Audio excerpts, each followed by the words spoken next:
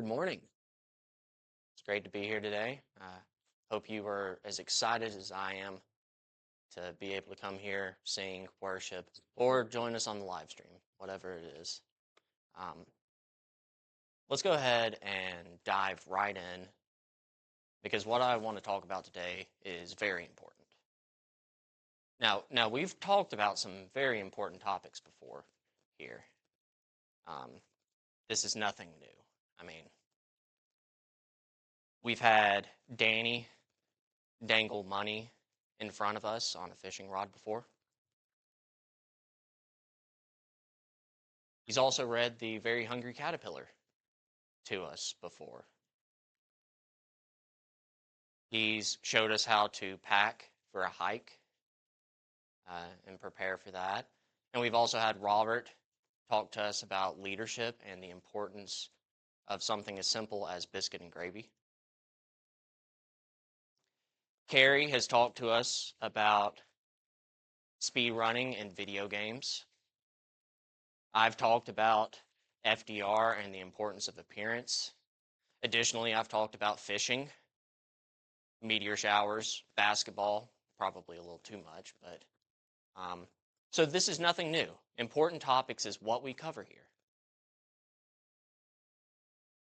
And not to toot my own horn, but what I'm about to talk about is going to definitely be the most important out of all of those.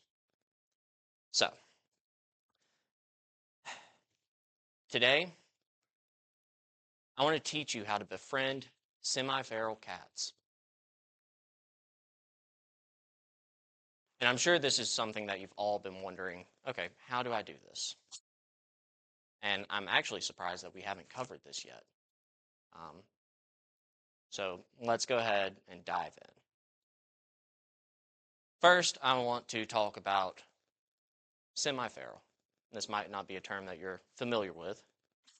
What's the difference between feral and semi-feral? All right, so a feral cat completely avoids human contact. Very difficult, if not impossible, to tame. You're not going to be able to get close to them. You can basically consider them hostile, right? They might not attack you, but they're going to avoid you entirely. You're not going to be able to get close to them. Semi-feral, they're cautious, they're timid, fearful, but they're also curious. They're not going to run away at the sight of you, but if you get too close, they're not going to be happy about that. They can be tamed with the right person, and you can befriend them if you play your cards right. We might be able to consider them lukewarm or fence sitters. They're not going to run away and they're not going to openly embrace you. They're somewhere in the middle, right? So, you might be wondering, what authority do I have coming to you here today to talk about this very important topic?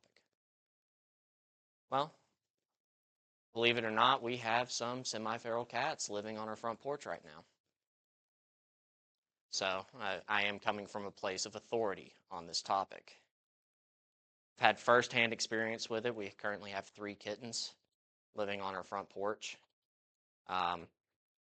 along with their mom that shows up every now and then. These kittens were brought to us by their mom, which we've named Mama Cat, very original. And this was back in October. And they were somewhere in the range of semi-feral to feral, not openly embracing us or anything like that. I'll tell you more about the kittens in a minute. So, how do you befriend semi-feral cats? There's a couple of key tips that I'm going to give you today. First, you got to walk the fine line between being too engaged and not engaged enough. You're not going to be able to befriend a feral or a semi-feral cat by not engaging with it at all. It's never going to get comfortable around you, right? But if you're too engaged, it's always going to be timid, scared, it's going to be stressed out. It's never going to be able to calm down and reset. So you have to walk that fine line, and that's pretty difficult. It is extremely important to approach carefully early on. You do not want your first action to scare them away, because that could potentially be permanent. If their first interaction with the human is negative, they're not going to have high hopes going forward. Having food and snacks is always a plus. It's just how animals work. They like food. We like food. So, but most importantly, you have to be patient. Patience is key when trying to befriend semi-feral cats. Utilizing these tips, this is where we're at with the kittens. One of them we were able to pick up pretty early on. It took a couple of days for them to calm down. We were able to pick up. Sure, it wasn't thrilled with the idea at first, but it tolerated us. And now it's pretty close to tame. After a while, probably over a month, another one finally opened up enough to where we were able to pet it.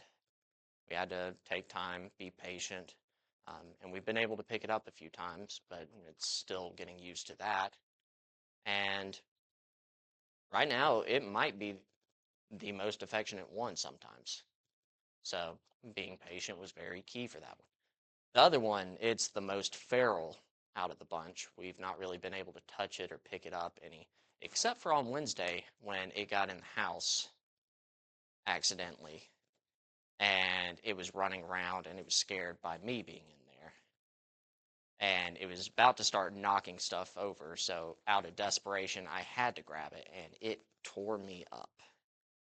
I have scratches all over my hand because of it.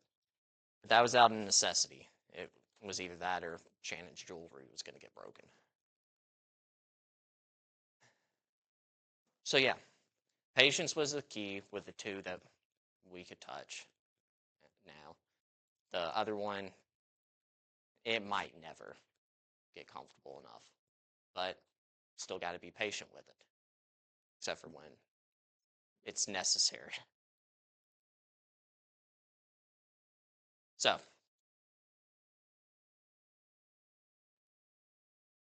I would say patience is very important. I'm sure you all would agree with this. Um, we've all dealt with a situation where having more patience would be good, right? Well, hurry up. I want an answer. Oh, yeah. Patience is key when trying to befriend semi-feral cats, and it's critical in a lot of situations that we're going to deal with in life. We can all use a little bit more, whether it's with family and children. I mean, could you imagine having absolutely no patience with a child? They might test your patience, but if you come in with no patience whatsoever, things are not going to go well. Traffic, traveling in general. I mean, how many cases of road rage are there? Or how many times do people just get absolutely frustrated because they can't be patient in traffic? Maybe it's around certain individuals that annoy us. That tests our patience. I'm sure we could use a little bit more during those. And then personal and spiritual growth. How many times has there been a situation where maybe you're trying to lose weight or get a little healthier, or maybe it's spiritual and you're trying to read your Bible more, and things are just not going your way. You can't lose that last 5 pounds, or maybe it's now up to 10 pounds that you are trying to lose. Maybe you're trying to read or pray more, but you're swamped and so busy that you don't even have time to breathe, let alone read the Bible. And it can really be discouraging. It can make you just completely give up on your growth plan. Instead of giving up when things get hard, having patience is very key. So, what does the Bible say about patience? Let's look at a few examples. First, Philippians 4, verse 6. Be anxious for nothing, but in everything, by prayer and supplication with gratitude. Make your requests known to God. So what is this verse saying? Instead of anxiously needing or wanting something immediately, we're told to pray to God, making our requests known. That alone can be very powerful. Praying, uh, we know that prayer can be very powerful, but there's also another aspect of this. Have you ever been in a situation where you thought something was super important, a super big deal? But then as soon as you have to tell somebody else about it, you realize how stupid it is? The importance goes from here to down in the floor. As soon as it leaves your mouth, you're just like, why am I making a big deal about this?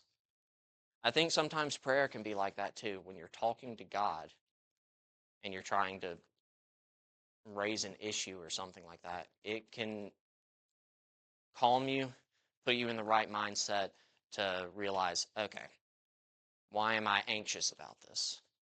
This is nowhere near as big of a deal as I was making. So I think that can help us a lot. Um, Next verse to look at, James chapter 1, verses 2 through 4. My brothers, count it all joy when you fall into diverse temptations, knowing that the trying of your faith develops patience. But let patience perfect its work, that you may be perfect and complete, lacking nothing. We're going to face difficult situations, and we should be happy about that. Little counterintuitive there, but we should be happy to be challenged. It's going to make us better. It's going to make us stronger. It's going to make us stronger Christians, stronger humans, better people overall. And it's going to set the right example for others. We have to practice patience in order for us to be satisfied. I think we all know this one. 1 Corinthians chapter 13, verses 4 through 7. Love is patient, love is kind. It does not envy, it does not boast. It is not proud, it does not dishonor others, it is not self-seeking. It is not easily angered, it keeps no record of wrongs. Love does not delight in evil, but rejoices with the truth. It always protects, always trusts, always hopes, always perseveres. So yeah, this one mainly dealing with love. But the first part right there, love is patience. Patience is love. They go hand in hand. You can't have love without patience. You can't have patience without love. God loves us. God is patient with us. And we need to be patient with others. We need to be patient with ourselves. Without that, we have no love.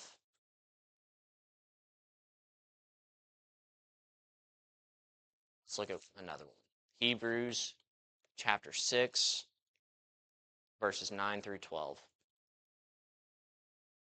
But though we speak in this manner, we are persuaded of better things for you, things that accompany salvation. For God is not unjust so as to forget your work and labor of love that you have shown for his name, and that you have ministered to the saints and continue ministering. We desire that every one of you show the same diligence for the full assurance of hope to the end, so that you may not be lazy, but imitators of those who through faith and patience inherit the promise. So we're told here that patience is vital regarding salvation and the works you do. You can't expect immediate payoff for good deeds or anything like that. God doesn't forget what you do for him or for others. So you have to be patient in receiving the reward for those good deeds and eternal salvation.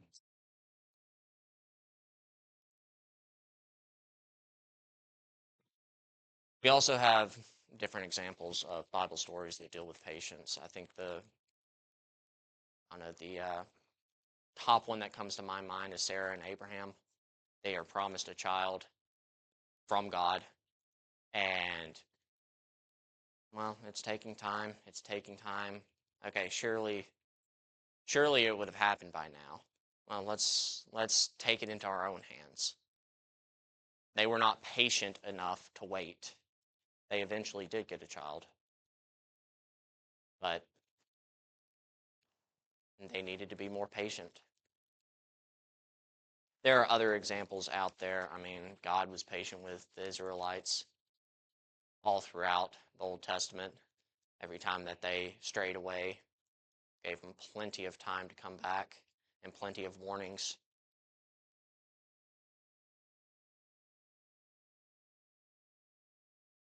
So let's turn back to semi-feral cats because I know that's why you're all here. I want to look at this.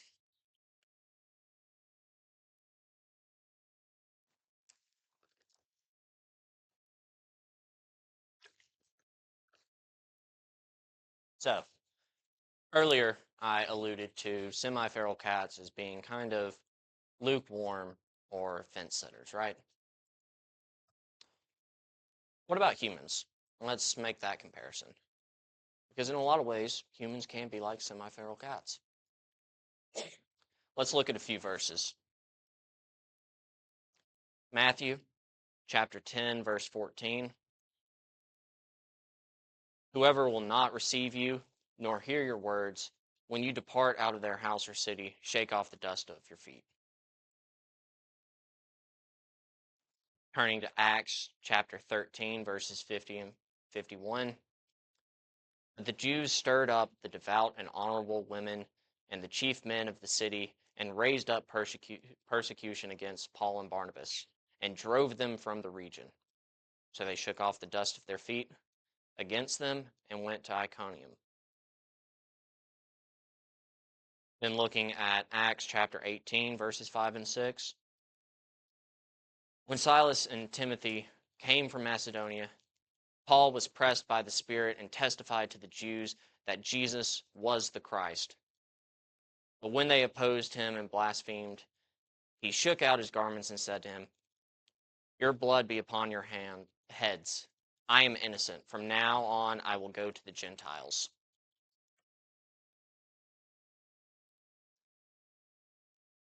That's not really fence sitters actively opposing, blaspheming, um, not receiving you. That's more outright hostile. But we're told that's what we're told about hostility and people that are opposing us. What about those fence sitters? When we're reaching out to someone and maybe they don't outright oppose you, but they don't openly embrace you. They're sitting back from a distance, kind of watching how things play out. How are we supposed to handle those? Let's look at, I'm sure this is a verse that is familiar to most everyone. Revelations 3, verse 15 and 16. I know your works, that you are neither cold nor hot. I wish you were cold or hot. So then, because you are lukewarm and neither cold or hot, I will spit you out of my mouth. So this is talking about lukewarm Christians. Would rather you be absolutely cold or absolutely hot, not somewhere in the middle. But that's referring to Christians, right? We're not really told about non-Christians. So non-Christians that they don't oppose us, they don't openly embrace us, somewhere in the middle, they're lukewarm. Does Revelations apply to them?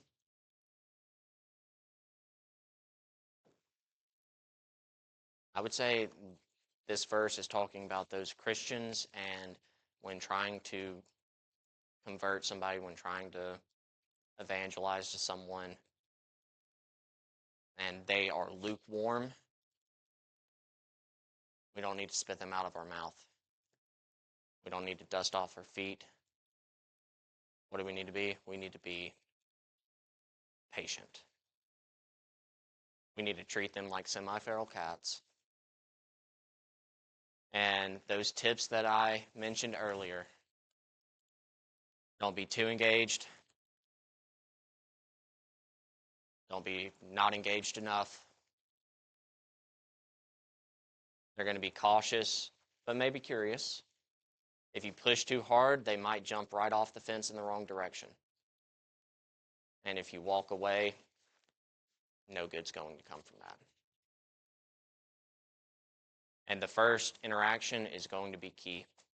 You have to be very careful. You come on too strong, that might permanently damage things. But you can set up the foundation, make things right, and make the future look very successful. Additionally, food or snacks is always a plus. Can't forget that one. But patience is key. It is key in our walk with Christ. It is key with our interactions with others, with family, in our daily lives, and it is absolutely vital with regards to people who aren't Christians yet, but maybe they're interested. Maybe not as interested as others, but they're not walking out the door, they're not shutting the door in your face. Patience is vital. It's absolutely essential. That's all. That's all I got. Thank you.